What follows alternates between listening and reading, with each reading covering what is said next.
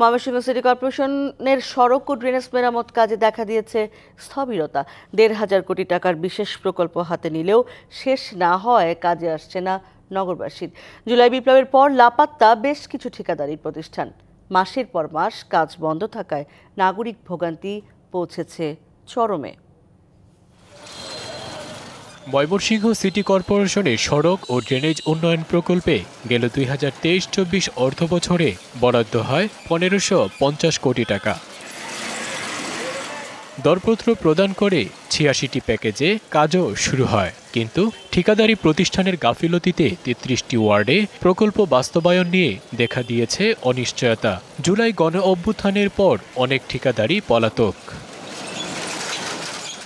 Colour expert, George sap এবং mild on hands technology সমৃদ্ধ Orix crystal wash আপনার ২০২৩ সালের জানুয়ারিতে কেওয়াটখালীর ১৯ ও ২০ নং ওয়ার্ডের শুরুর ৬ মাস যেতেই বন্ধ হয়ে যায় কাজ। নগরের ভাটিকাশর, পলাশপুর ও নতুন বাজার সড়কেও একই অবস্থা। এই রাস্তাটা বর্তমানে কঠিন সমস্যা হচ্ছে ধুলাবালি ওই রাস্তার মোড় থেকে একেবারে সামনে পর্যন্ত যে রাস্তাটা প্রায় ১ বছর ধরে এই অবস্থা। এই রাস্তাটা ধরেন ১.৫ বছর ধরে কন্ট্রাক্টর এনে কাজ করছিল, কিছুদিন সুরকি টুরকি ফালাইছে, পরে আওয়ামী লীগ সরকার পতনের পরে তারা বাইকে গেছে গা, এখন রাস্তাটা এইভাবে পড়ে রয়েছে। এদিকে নির্দিষ্ট মেয়াদেই বাকি কাজ শেষ করার আশ্বাস প্রধান নির্বাহী কর্মকর্তার।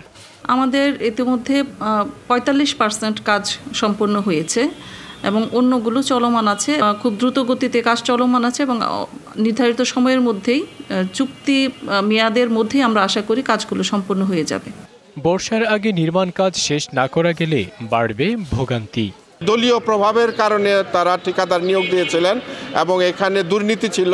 এখন এই যে তারা পালিয়ে গেল, যে দুর্ভোগ তৈরি হয়েছে রাস্তা এবং ড্রেনেজ ব্যবস্থা, সামনে বর্ষাকাল আসছে, এই বর্ষাকালে যদি ড্রেনেজ ব্যবস্থা ঠিকমতো উদ্যোগ ভালোভাবে না হয়, বর্ষার কারণে যে পানি জমে যাবে, এতে জনগণের দুর্ভোগ বেড়ে যাবে।